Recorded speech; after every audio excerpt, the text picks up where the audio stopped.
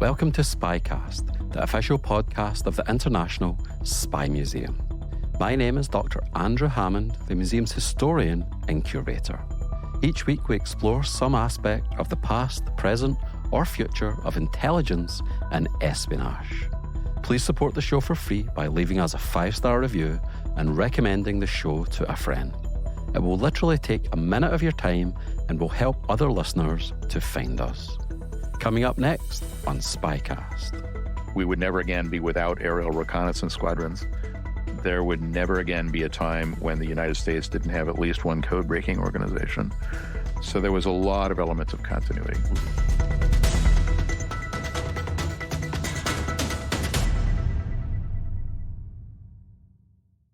The Great War was a watershed event for geopolitics, economics, society, culture, and of course, warfare. Governments fell, empires unraveled, revolutions erupted, and millions and millions and millions of people died, both soldiers and civilians. A great mythology has built up around this most cataclysmic of events. Conversely, American intelligence during this period has been overlooked and underplayed. My good friend and former historian at the Spy Museum, Mark Stout, joined me to talk about his new book, World War I and the Foundations of American Intelligence. In this book, he aims to write both an important missing chapter in the history of American intelligence and to challenge the mythology of where the origins of modern American intelligence really lie. Among many other things, Mark is a former intelligence officer, having served as an analyst with the State Department's Bureau of Intelligence and Research and the Central Intelligence Agency. In this week's episode, you'll learn about the first American intelligence agencies, codebreaking during World War I, the American Protective League and spy paranoia, World War I's effect on American culture and politics, and challenging the prevailing wisdom. The original podcast on intelligence since 2006, we are SpyCast. Now sit back, relax, and enjoy the show. I've been looking forward to this one, so thanks ever so much for coming to talk to me about your book, Mark. Well, thanks for having me. It's a real pleasure. Yeah, I thought that it could be interesting to start off. This is a super historian question. There must be a document that you came across. I feel like everybody's got one of these stories. There's one document that sets your heart racing, where your hypothesis is confirmed, or it's the juiciest quote that you know is going to play a role somewhere in the introduction or something, or it's just something that you're maybe struggling to establish empirically and you come across it. So did you have one of those moments, and tell us how exciting it was? I'll give you two, actually. One which is directly relevant to the argument I'm making in this book, and one which wasn't, but was super fun. So, the overall thrust of my book is, look, we can see as you see in the title, the foundations of modern American intelligence in World War I. And of course, these days we're used to things like literally hundreds of imaging satellites in orbit and NSA collecting enormous amounts of data and that sort of thing. That's kind of the way we think about intelligence these days. And I ran across a document written by an officer named Charles Mason, who headed the analytic component of War Department intelligence in Washington during World War I. And he was speaking, I believe, to one of the war colleges right after the war. And he was saying, look, we have learned that it's important for intelligence to pay fine-grained attention to the world out there, because even individual people who don't seem like they're going to be consequential, like, and he mentioned a particular carpenter in the Middle East, i.e. Jesus, and he mentioned a Serbian college student, Gavril Princip, the guy who shot the Archduke that started World War I. Even seemingly inconsequential people like these can have world-shaking effects. So we need to be paying very close attention to what's going on in the outside world. But fortunately, he says, in this war we've just ended, we've developed a really robust intelligence capability, and we should carry it forward, and its overall goal should be complete observation of the entire world. Which immediately makes me think of National Security Agency. That's not a political comment at all, just simply did. But I thought that really, encapsulated ultimately where this is all going, right? In some ways, that remains the probably unspoken motto of a lot of American intelligence, to know everything that's worth knowing. And yet you heard this expressed in 1919 by a military intelligence officer.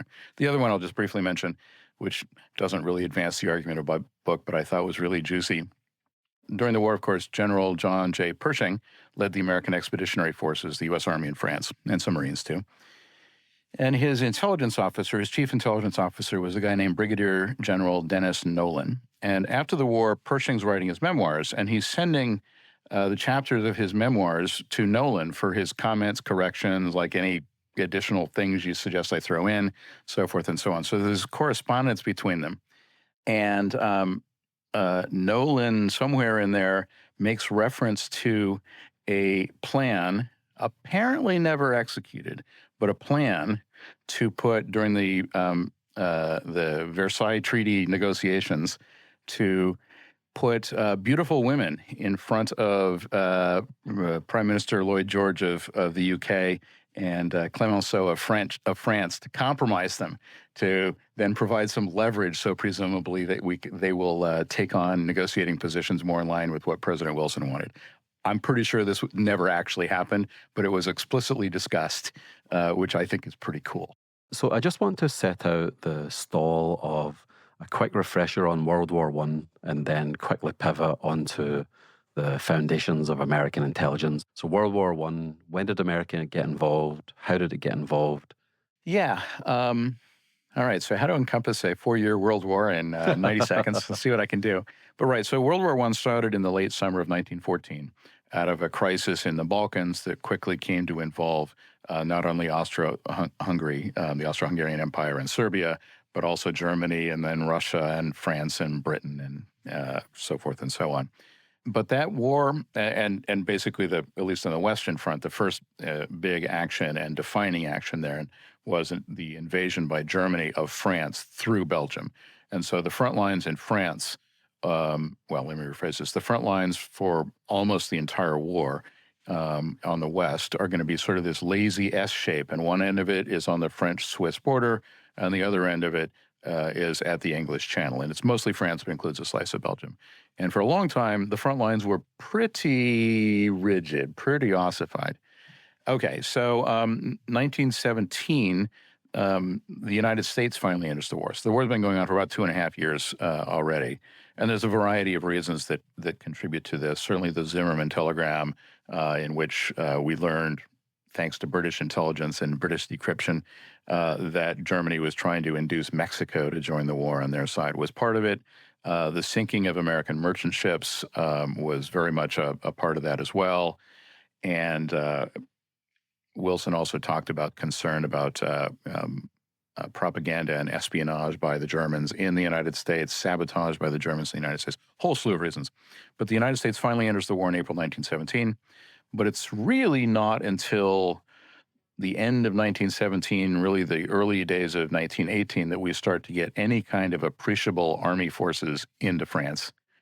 And though they take part in some defensive efforts that were quite important, opposing German offensives in the spring of 1918, the first American offensive doesn't come until September 12th, 1918.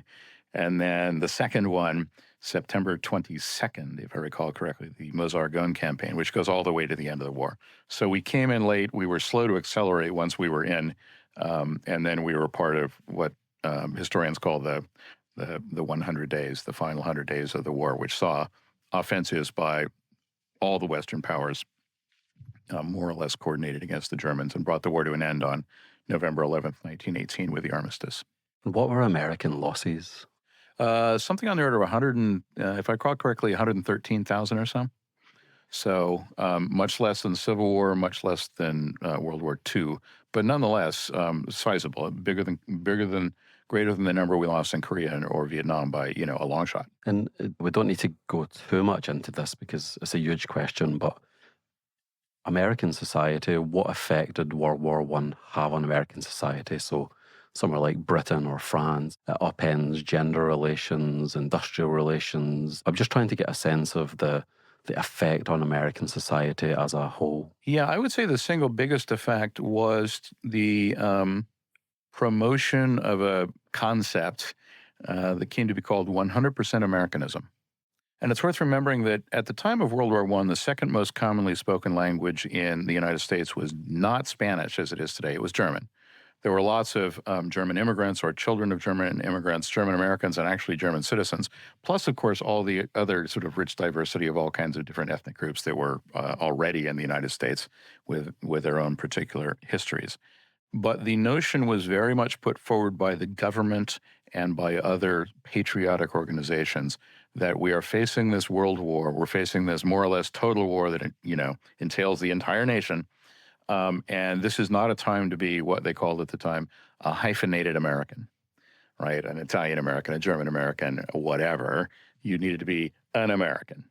And so that there were a lot of governmental and societal pressures on that. It was not a particularly good time to be a hyphenated American, or a particularly comfortable time, I should probably say. And then associated with that, there was a lot of government influence and even government control put over the press and over how people could speak. See, the Espionage Act was passed in June, I think, in 1917, shortly after we entered the war, and then a Sedition Act the next year. And the result of this was that opposing the draft or engaging in defeatism, like we're not going to win this war, or these sorts of things, could get you in, affirmatively get you in trouble, even legal trouble. So there was very much this. The whole system was reinforcing sort of a flag-waving, rah, rah, rah, America kind of attitude. And I think that was the biggest impact on American society. Maybe one way to think about it was that if American identity was highly fluid before World War I, World War I kind of cast it in jello, Okay. right? So it was, not fully formed, not, kind of flexible, but you could see a structure of what it's going to become later when it really becomes solidified as, we're a global power. We are, largely an outward, or to a large extent, an outward-looking power. So let's pivot on to intelligence more specifically now. So what kind of American intelligence are we talking about on the eve of it entering World War I? Not a whole lot. Okay. So there were two main intelligence services at the time. Well, I'll go with 1.5, actually. So one was the Office of Naval Intelligence, which had been founded actually all the way back in 1883 as a result of a reform movement in the military, both the Army and the Navy, after the post-Civil War doldrums. ONI was primarily, existed at that time to serve the needs of the Navy, nonetheless was not tremendously influential within the Navy and the Department of the Navy, but it was there. And they collected on a lot of things, particularly pertaining to the equipment and the practices of the leading, military powers around the world. A lot of focused on what can we learn about what, the Royal Navy, for instance, is doing that we can learn from, right? And we can perhaps implement. Also, some on, the kinds of preparations or intelligence gathering that needs to be done if you need to be ready to fight a war. Their main means of collection were two: open source intelligence, so a lot of reading of foreign professional military naval journals, newspapers, that sort of stuff, and then the naval attachés. And there were, a large handful of naval attachés at U.S. embassies or legations overseas. And naval attachés, and the Army had an equivalent system. The naval attachés are Navy officers who are sent and attached to U.S. embassies or legations, attaché in French. They're attached. And their first and foremost job is as basically military diplomats, just to work on, the U.S. Navy and the Royal Navy, the U.S. Navy and the German Navy, whatever, right? Occasionally had to actually do business for whatever kind of reason. And they would be the conduits through which this would be done. But they were also overt, i.e. not clandestine, i.e. not, sneaky collectors of intelligence. So they'd also be reading the local press. They'd obviously be talking with Navy officers in their host countries. They would often be invited to go to observe exercises or that sort of thing, and they'd report back this intelligence information that they acquired in a completely above-board fashion. So that was one of them. The War Department had a similar organization. It had a bunch of different names. I'm just generically, throughout this discussion, going to call it the Military Intelligence Division, or MID. It had created the MID, the equivalent in the Army and War Department to O&I in 1885. In the 1900s, there was a bunch of reorganization in the War Department generally, some reforms called the Root Reforms that were brought about by or spearheaded by the Secretary of War, Elihu Root.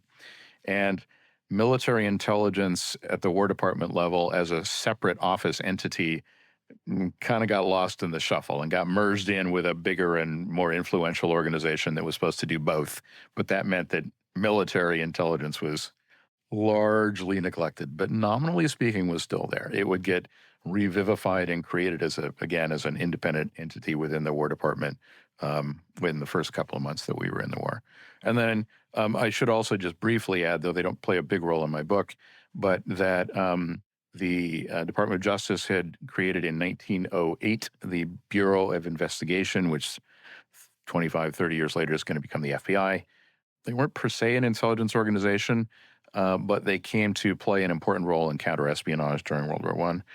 And there were also a couple bits and pieces of the federal government, most notably probably the Secret Service, which was, as you know, responsible for counterfeiting and protecting the president, who had, investigative capabilities that sometimes were borrowed by people like the State Department or whoever. So basically it was O&I and kind of the War Department, MID, and then a few other lesser players. And just out of interest, how much fear, if at all, is there surrounding Great Britain in the run-up to World War I? So you mentioned collecting on the Royal Navy. So during the 19th century, there was always this, are these Brits going to have another crack at us, or could we end up tangling with the world's most powerful Navy? How much is that there? How much is that's just not going to happen? A different norm's been established. Where are we then? Yeah, so it's an interesting question. Up until World War I started in 1914, and going back to the 1880s, basically, the main countries that the Navy and War Department envisioned hypothetically we might get into war with were Mexico, far and away the top on the list, right? And indeed, the U.S. military and the Navy got involved in Mexico multiple times.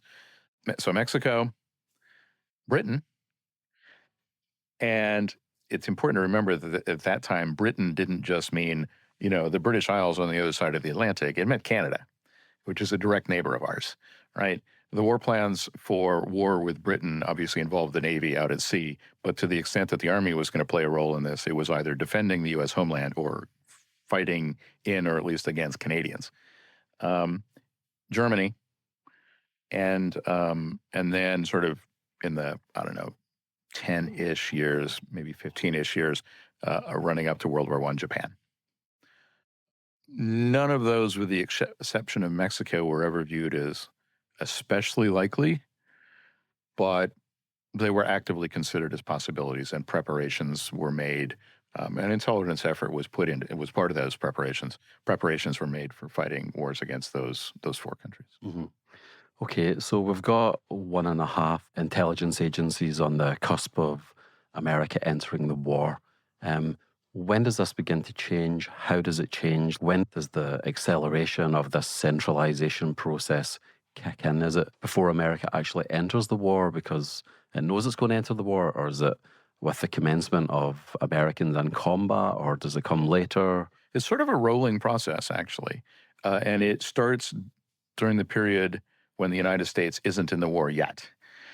And a couple things happen. So first off, the records are not super clear here, but near as I can tell, starting in a modest way in 1915 and then formalized in 1916, the State Department creates an intelligence organization, which is actually going to last until 1927, though bits of it actually continue today, but mostly it lasts until 1927. And the initial motivation here was, look, there was a great deal of concern in the State Department about espionage and subversion and that sort of, and sabotage being conducted by either by or at the behest of German diplomats and German military and naval attaches here in the United States.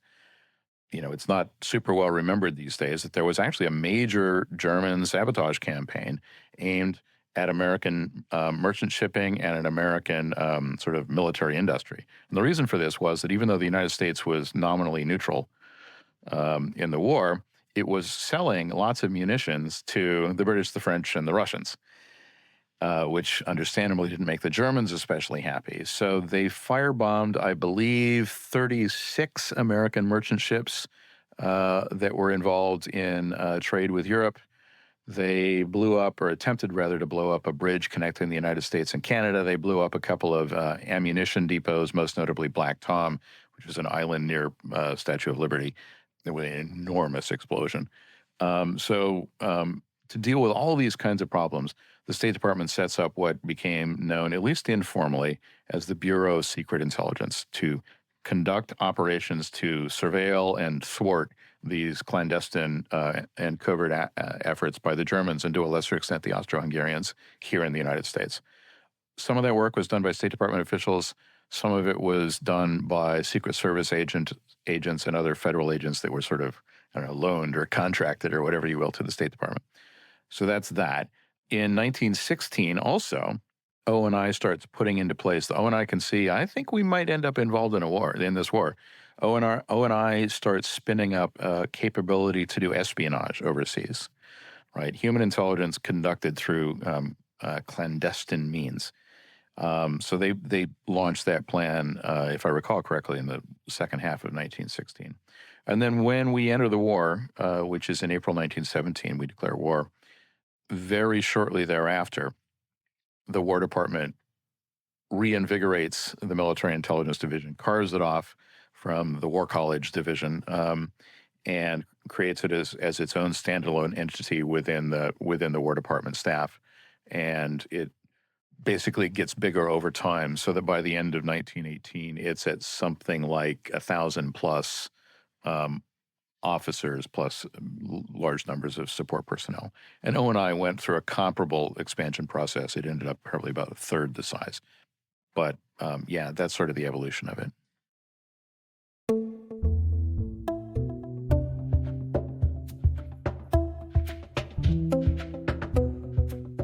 To help you digest this episode, here is a short interlude on the progressive era, which Mark mentioned earlier.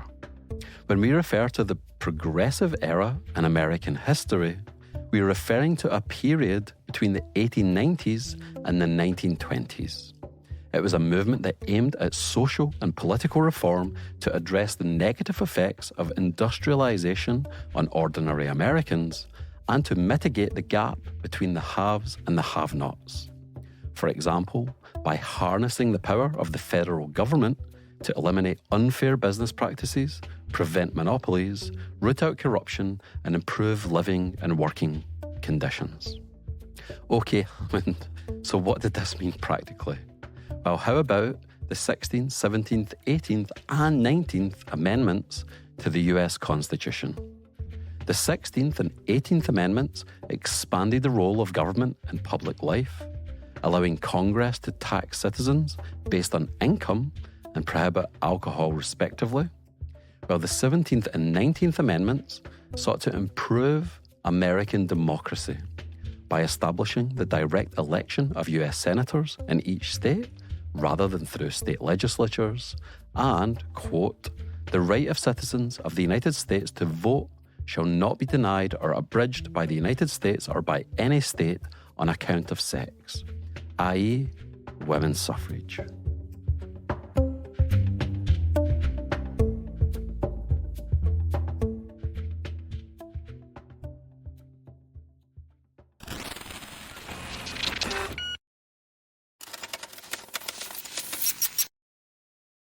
So you spoke a little bit about the formalization or the organic growth of American intelligence. So I'm just trying to get a sense of what other developments take place, other organizations that crop up, other important processes or dynamics that occur that put these building blocks in place? Yeah.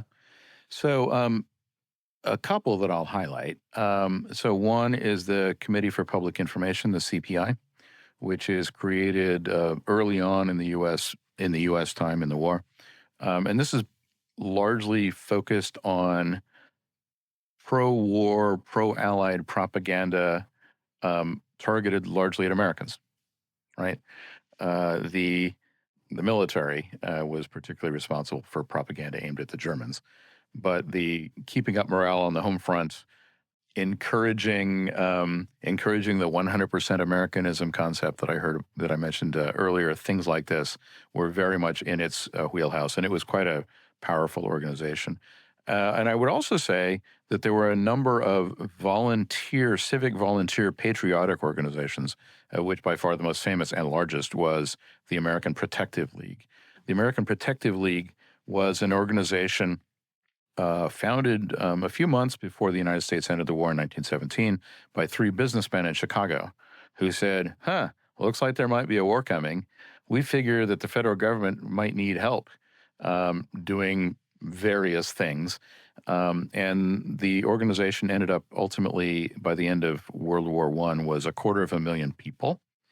It had a sort of, it had a charter of sorts from the Department of Justice to do its work. And it did things like rounding up people it thought were slackers, which was a term at the time that meant like didn't register for the draft, for military intelligence and also naval intelligence, and actually for the War Department more generally. They would do things that we would recognize today as background investigations for a security clearance, basically a similar sort of process for officers particularly who were going to be put into sensitive positions like intelligence or in the, working with chemical weapons or working in aviation. Super easy to sabotage airplanes back then, like really easy, those sorts of things. And just sort of generally keeping their eyes out for spies and investigate, and also doing investigations sometimes of potential spy, not only reporting what they saw just sort of their own accord, but also sometimes doing investigations of people whom the federal government had received reports might be spies. So they were a big deal, and frankly went rather overboard. And it was very interesting that the moment the armistice was signed, the Department of Justice said, "Thank you very much for your service. Your charter is revoked. Disband yourself." And the War Department, military intelligence at least, I'm not so sure about naval intelligence, but military intelligence was also pretty glad that they'd gone away. I'm trying to get a sense, Mark, of when we see the center of gravity in terms of the centralization of intelligence pass over to the civilian realm. So even thinking now, 9 of the 18 agencies are military. So in terms of the budget, in terms of the personnel, that is the center of gravity. But in terms of the centralization, when we had the Director for Central Intelligence, now the Office of the Director of National Intelligence, the centralization part has been civilian for, since the National Security Act in 1947. So I'm just trying to get a sense of when we see the centralization components go to civilian agencies, or does that not happen during World War I? Does that not come until later? No, it's an interesting question. And you're right. The passage of the National Security Act of 1947, which created the CIA and the National Security Council and a whole bunch of other present-day structures for national security, is the moment at which the U.S. intelligence community becomes intelligence community with capital I, capital C. And at the center of it, as you say, is the Central Intelligence Agency, which is a civilian organization, though many of its early leaders, either top leaders or deputies, were military officers. But nonetheless, it's a civilian organization and was from birth. So that's the legal answer to your question.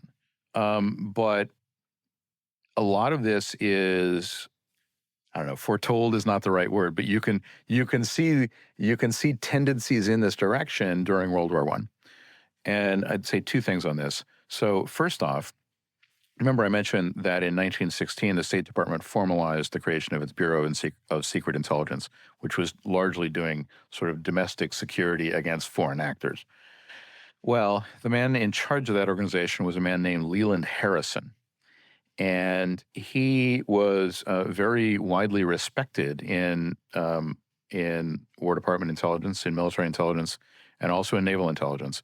And he became a de facto intelligence coordinator, looking outward as well, in Washington, D.C. Completely informal. It was, if anything, mostly a function of he was widely respected and he had good personal relationships with a lot of key players. And then on the no-kidding counter-espionage side, when it came to things that like people might actually like get investigated for and get possibly prosecuted for, there was an interagency working group, committee, whatever you want to call it, that met, if I recall, weekly to exchange data and coordinate on stuff at the Washington level related to, counterintelligence and counterespionage domestically. And that was chaired by the Justice Department. So none of this was formalized, but you could see there's something in the makeup of the institutions at the time or the demands of the problem that sort of pushed you in a direction of we can't be entirely independent operating off on our own. There's at least some degree of coordination and exchange of information and so forth and so on that needs to happen. And certainly the Navy wasn't going to allow the Army to be driving that train, and the Army wasn't going to allow the Navy to be driving that train. So you get State Department and you get Bureau of Investigation. And on the state side, as I say, a lot of that was also sort of personality driven. Mm-hmm. And do you think that that ultimately that's the only way that it ever could have been? Because in a democracy, politicians, civilians are ultimately in charge of the military. It just wouldn't make sense for the centralization of intelligence to be done by the military. So it's an interesting question. It's counterfactual, obviously. So I can't possibly give you a wrong answer. So I guess I'd say two things that cut in opposing directions. So number one is that the country writ large, from civilians through the civilian government through the military, there was a lot of reasonably unified effort that was going into fighting this war and supporting the military or joining the military and equipping the military and all. Like, we were in a war. And while there were definitely a great number of dissenters, there was a big, huge whole of society energy behind that. So I could imagine an alternative past in which probably War Department intelligence, military intelligence, made itself the center of these things. But on the other hand, as you were alluding to, there's a very strong tradition in the United States of civilian control and of distrust of the military, and particularly, and you saw this more in the late 19th century, but it was a real thing, particularly concern about militarism, right? And people would always hold up the example of Prussian militarism, German militarism, that cut in the other direction. That's fascinating. And what's going on with American code breaking during this period? So when the United States entered the war, or in the years immediately running up to it, neither the Navy nor the Army had a code breaking organization. Every once in a while, the Army would come into possession of encrypted materials belonging to foreign powers in various ways. And they had a list of, if I recall correctly, 3 U.S. Army officers at various places doing, regular Army stuff, right, who happened personally to be interested in codes and ciphers as a hobby. And they would literally mail these, encrypted materials to these folks and say, hey, in your free time, can you see if you can break this code? And if so, send us the results back. That was what we had, at the moment we entered World War I. Not super impressive. I can hear someone at NSA choking on their coffee right now. Indeed. Indeed. Now, very oddly, but rather fortunately, there was actually a reasonably significant center of code breaking in the country that was not in the government. And this was something called the Riverbank Laboratories in Illinois. It was run by this highly eccentric millionaire named George Fabian. And he had a bunch of scientists and whatnot investigating various questions there. But among his personal hobby horses was the idea that Sir Francis Bacon had actually written all of the plays and poems and whatnot that we attribute to William Shakespeare. And he believed, for whatever odd reason, that the proof of this was in some way encrypted in Shakespeare's plays and poems. So he hired a bunch of people who either, knew something about code breaking or who could learn something about code breaking. The most famous being a man named William Friedman, whose academic background was actually in genetics. Friedman brought his wife, who turned out to be similarly, if not even more talented than him. So he had a bunch of people working on, who were cryptanalysts, as we'd say today, working on Shakespeare plays, but they knew about codes and ciphers, or codes particularly.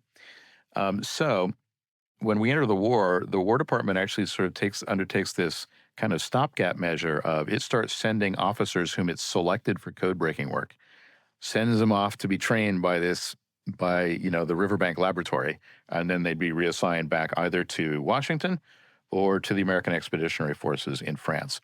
If they were assigned to Washington, as you were alluding to, they would be working for a man named Herbert Yardley, who'd been a code clerk at the State Department before the war.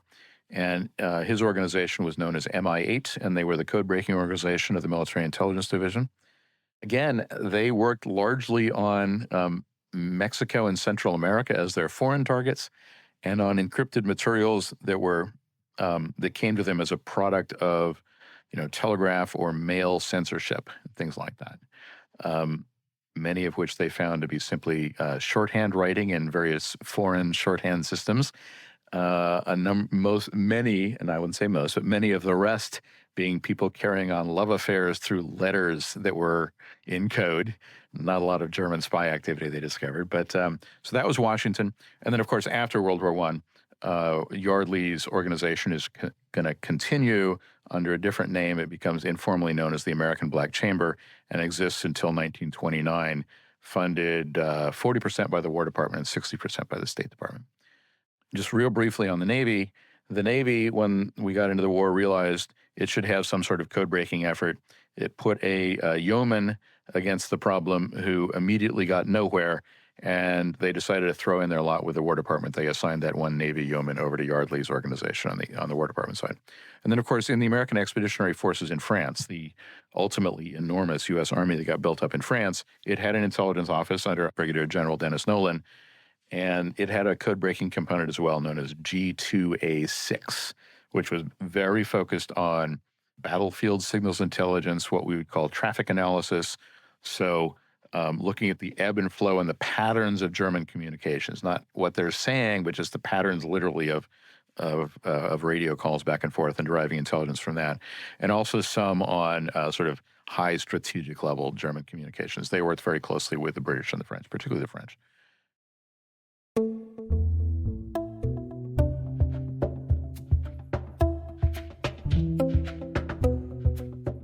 One figure from World War I would go on to play a major role in American intelligence in World War II. And I mean major. He would win a Medal of Honor on the Western Front in World War I, but let's not be coy about the achievements of William Wild Bill Donovan on the battlefield.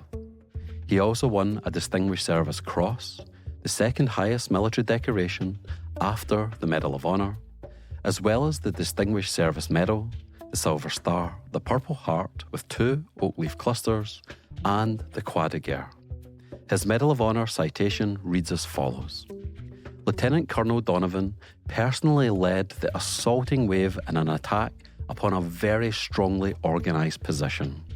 And when our troops were suffering heavy casualties, he encouraged all near him by his example, moving among his men in exposed positions, reorganising decimated platoons, and accompanying them forward in attacks. When he was wounded in the leg by machine gun bullets, he refused to be evacuated and continued with his unit until it withdrew to a less exposed position. In 1941, he would go on to lead the Office of the Coordinator of Information, or COI, then, more famously, the Office of Strategic Services, or OSS, often referred to as the forerunner to the CIA. As Mark argues in his book, though, the foundations of modern American intelligence lie not in the conflict where Donovan was the director of the Office of Strategic Services, but in the earlier one where he won the Medal of Honor.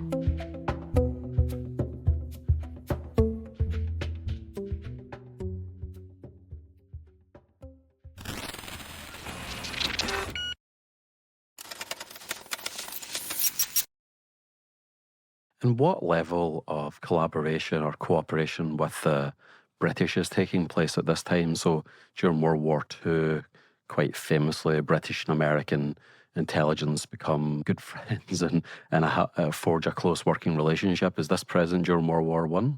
Yes, they work very closely together on all sorts of intelligence issues. And there's a pretty high level of trust that's developed, particularly between the AEF guys and British intelligence, much less so with naval intelligence. And the War Department Military Intelligence Division back here in Washington just had less occasion to cooperate with the British, but there was cooperation, certainly, based here in Washington as well, through British attachés, the British military mission and whatnot. And it's across the board. Initially, when the U.S. really gets into the war, the AEF wants to, and the other components of American intelligence too, for that matter, want to engage in espionage activities overseas. The British try to discourage us, as do the French, because they just don't want us amateurs getting in their way. Also, we've got deeper pockets than they do. They don't want us running up the prices of recruited agents. But they get over that. And actually, there's a lot of cooperation on counterintelligence outside the U.S. and on espionage outside the U.S. with the British and also the French. In order of battle analysis in the AEF, order of battle analysis is understanding the strength, organization, and sort of lay down on the ground of the opposing army, right, or the opposing military. That's obviously a place where you need particularly close cooperation, because a German division, for instance, that's pulled out of the line opposite the British Army might end up next week in the line, opposite the American Army, for instance, right? And there's a lot of cooperation on codebreaking as well. All of this said, I think it would be fair to say that actually American intelligence cooperation with the French was greater than it was with the British. I mean, not by a long shot, but noticeably. And the reason for this is simple, and that is that there were a very few American divisions that operated in British sectors, north, more towards Belgium. But the vast bulk of the American expeditionary forces was down south, closer to the French-Swiss border. And the forces on the left and the right of where the U.S. Army, the American expeditionary forces went into the line were French armies. So, and obviously you need to coordinate on not only operational matters, but also on intelligence matters with the army on your left and the army on your right, and those were French.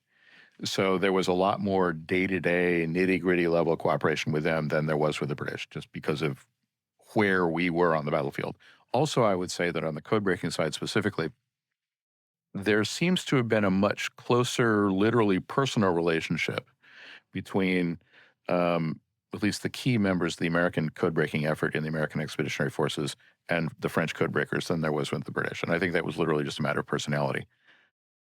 How does this play out in the field? So the American Expeditionary Force, we've spoke about Washington, we've spoke about the country as a totality. What about in the field, John Pershing, AEF?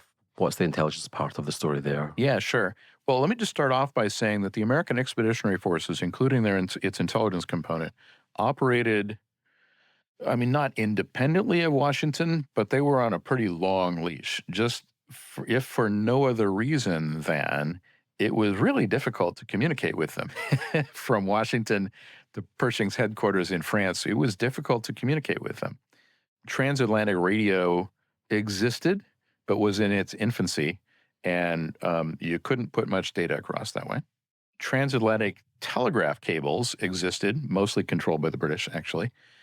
And it's interesting, about, 4 or so months before the United States entered the war, the British post office, and you will recall better than I what their formal name is. It's just the post office. Yeah, okay. Who also owned the telegraph system, did what we would call a bandwidth study of like the capacity of transatlantic cables to communicate with the United States if they entered the war.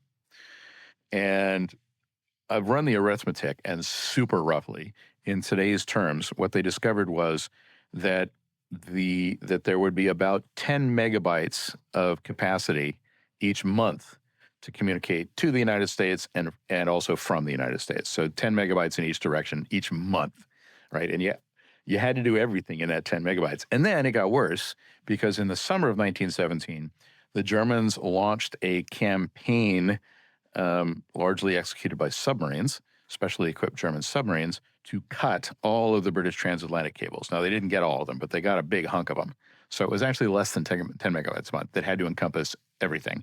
Or your only other alternative was to write it on a piece of paper, put it on a ship, which would take weeks. Low weeks, but weeks, right? So Pershing and his army had a high degree of autonomy that, say, the British Army, the French Army, the German Army, for that matter, in the field didn't, because those capitals were very close to their troops, right? You could leave London and in the same day be at, General Haig's headquarters, right? And the British and the French could the French and the Germans could do the same thing. Okay, so what that means then in intelligence terms is that the intelligence efforts of the American Expeditionary Forces are largely self-contained and autonomous. The Military Intelligence Division in Washington, its main role in supporting that was training people who would then be assigned over there. Nolan's intelligence organization supporting Pershing, sort of at the general headquarters level, had four big components. G2A, which did most of the intelligence collection and analysis, and that's where the codebreakers were. G2B, which did counter-espionage and espionage, and later some bits and pieces of covert action.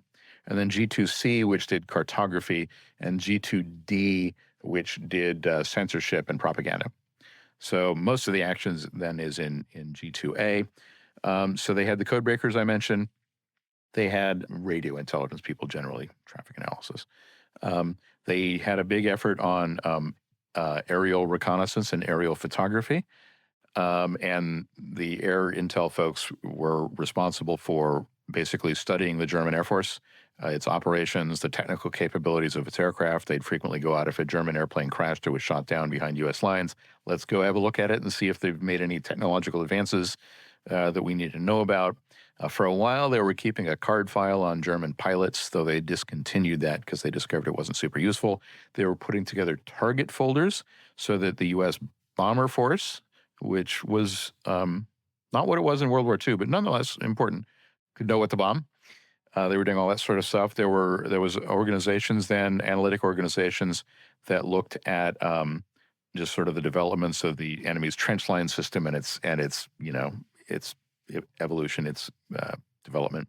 Down at the pointy end of the spear, you have a lot of people who are often referred to as scouts, but were in organizations that were usually called intelligence platoons or intelligence sections. And these people are operating listening posts and observation posts, usually in no man's land.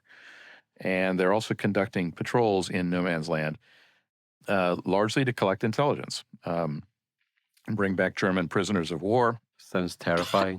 Yeah. Oh, yeah. Yeah. Well, this work was among the most dangerous work that the U.S. Army did. This was not good for your life expectancy to be in one of these. So the patrols to bring back German soldiers or to kill German soldiers and take documents and uniform insignia off of them and whatnot. And that information that had broader implications was sent up the chain. Yeah, there was a very robust intelligence effort. And they were able to put together products like, for instance, when the AEF was planning its first offensive, which would be launched on September 12th, that would last 4 days, to crush the Samuel salient that the Germans had been holding and bulge out into the American lines that the Germans had been holding since early in the war. The Order of Battle analysts put together a map, big map. I've seen it. It's at the National Archives, sort of table-sized map, which showed the front lines, right? And it showed where on the map German divisions were that might potentially be able to reinforce the German forces in the Samuel salient if we attacked. And it was this particular map was, these are the German divisions and where they are on the map that we think can arrive in the first 4 days.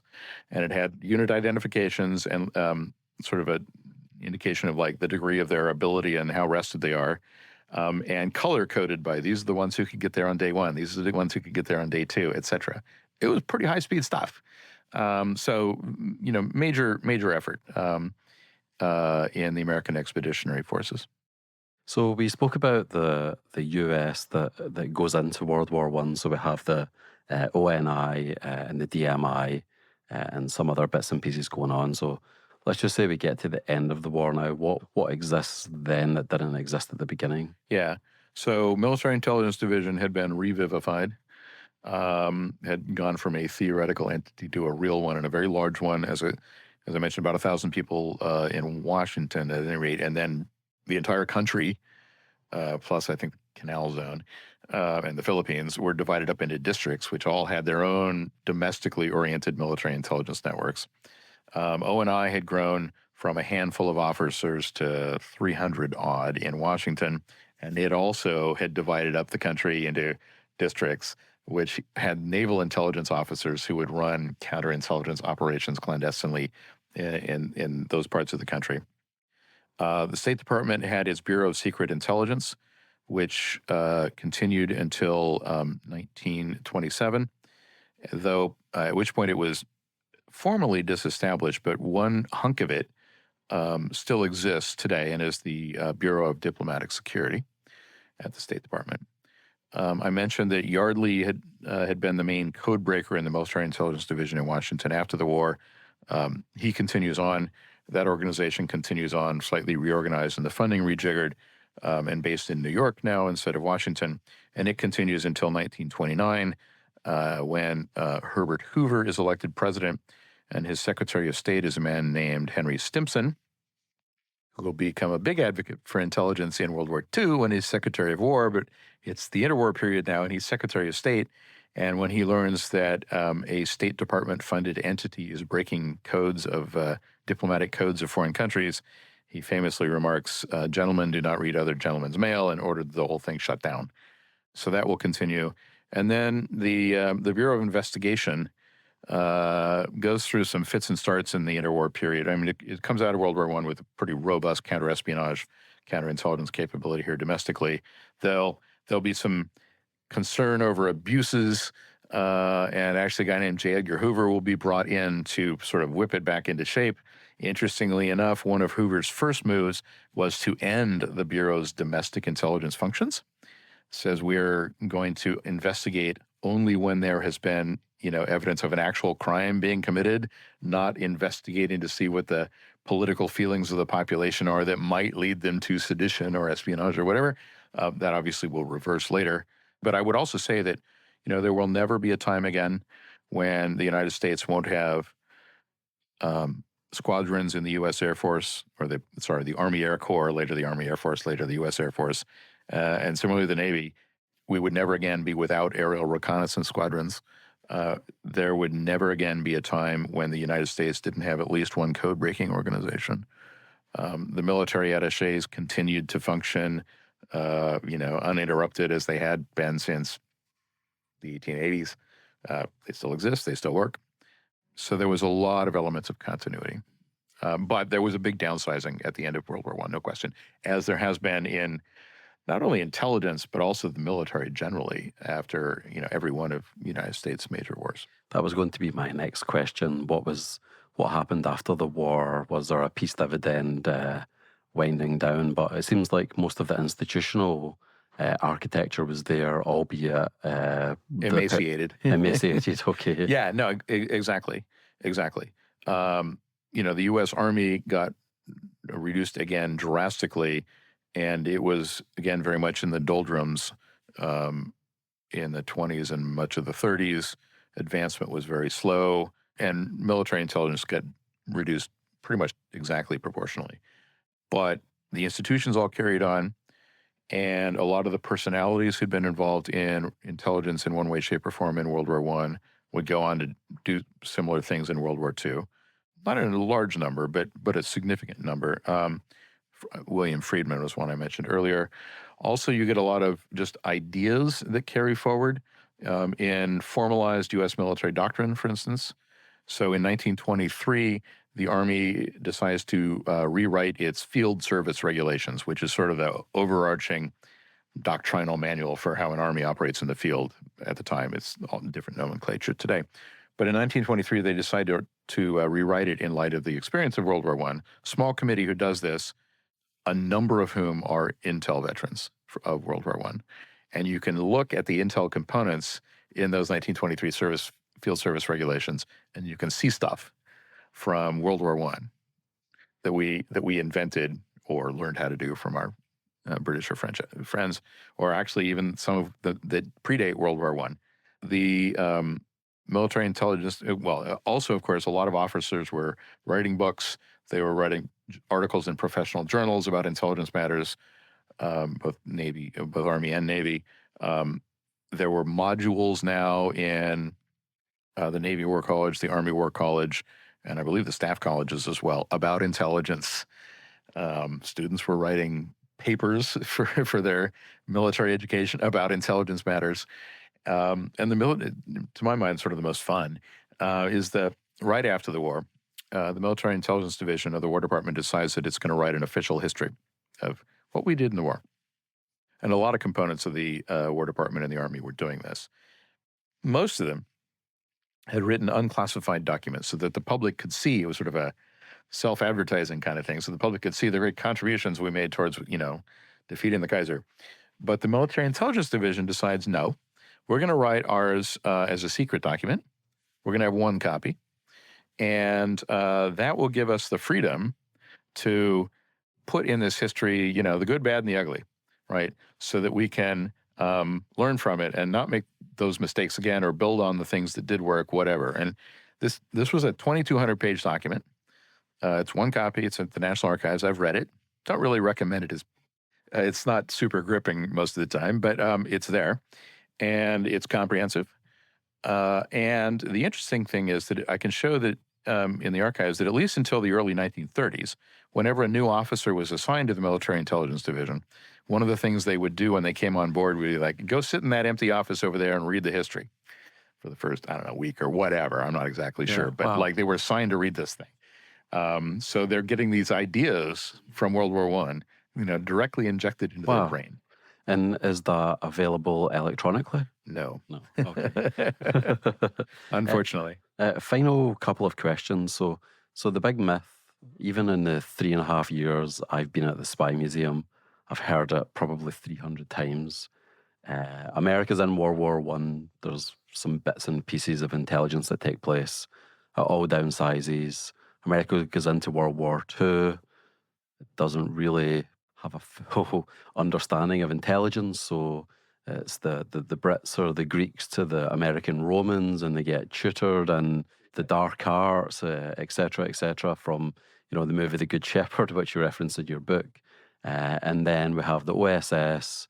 So there's this whole myth that's built up that's very difficult to shift. Multiple generations of American intelligence officers have the myth, historiography that's already written, that's there, but you're coming along and challenging it. So I guess my question is, have you received any pushback? Has anybody said, well, I hear what you're saying, Mark, but actually blah, blah, blah?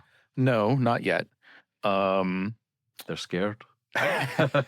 Well, I'd like to think that I am completely, entirely, overwhelmingly persuasive. I'm sure there will be such things. I haven't seen it yet, but on the other hand, the book hasn't been out that long. There's only been one review of it that I've seen, at least so far, that I or my publisher have seen so far, and that was written by an academic, but for a general purpose publication, not a scholarly publication.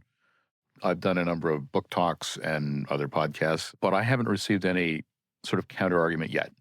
I'm 100% sure that counter-arguments will come. I would like to think that they will be on pieces of my argument, not on the validity of the overall claim, but I don't know. I mean, as you sort of implied there, this book is really suggesting that a lot of our informal understanding and a lot of the historiography is wrong.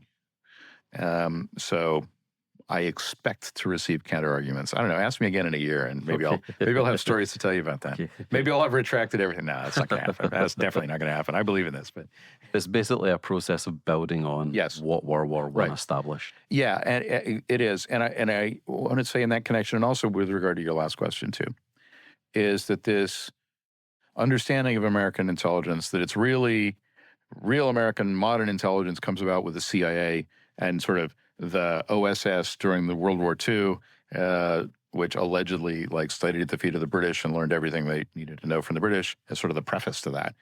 It's not utterly wrong, but it's a very CIA-centric explanation, right? So first off, it's not entirely true that the OSS and the CIA were creations out of nothing, right? There were people, not a lot of them, but there were people in the OSS who served in intel in World War I, number one. With regard to military intelligence, I mean, unambiguously, in my view, the roots are there in World War I and continue with, accounting for interwar emaciation, as we were talking about, continue uninterrupted, basically, into World War II and indeed beyond.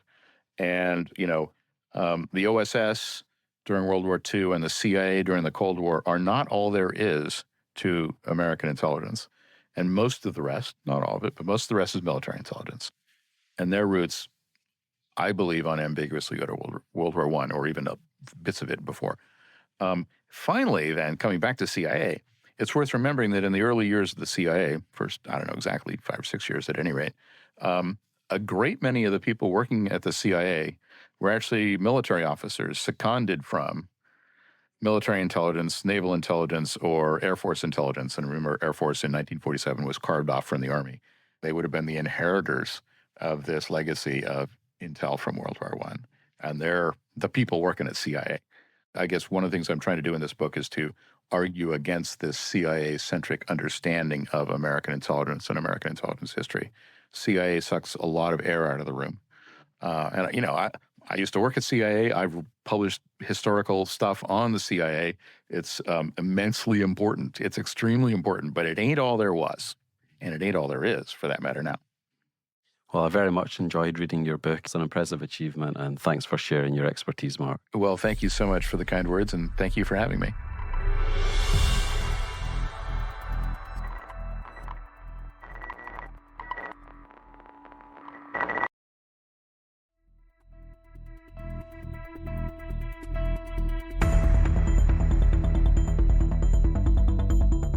Thanks for listening to this episode of SpyCast. Please follow us on Apple, Spotify, or wherever you get your podcasts. If you have feedback, you can reach us by email at spycast@spymuseum.org or on Twitter @INTL_SpyCast. If you go to our page at thecyberwire.com/podcast/SpyCast, you can find links to further resources, detailed show notes, and full transcripts. I'm your host, Andrew Hammond, and my podcast content partner is Erin Dietrich. The rest of the team involved in the show is Mike Mincy, Memphis Von III, Emily Coletta, Emily Renz, Afu Anokwa, Ariel Samuel, Elliot Peltzman, Trey Hester, and Jen Iben. This show is brought to you from the home of the world's preeminent collection of intelligence and espionage-related artifacts, the International Spy Museum.